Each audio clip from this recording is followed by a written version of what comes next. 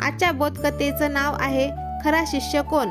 एकदा दोन तरुण स्वामी विवेकानंदांकडे गेले. त्यांना स्वामीजींचे शिष्य व्हायचे होते. तसे त्यांनी स्वामीजींना सांगितले, तरी स्वामीजी डोळे मिटून स्वस्थ बसले. दुसरे दिवशी तोच प्रकार. कंटाळले.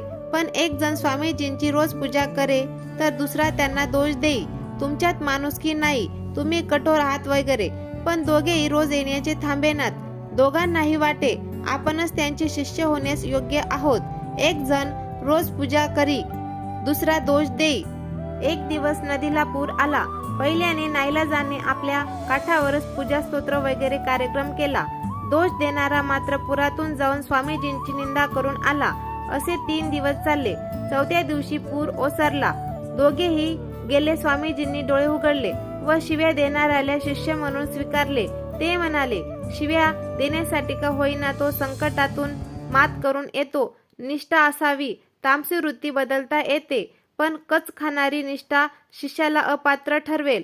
तात्पर्य: कोणतेही काम पूर्ण निष्ठेने आणि योगदानाने करावे. थँक्यू.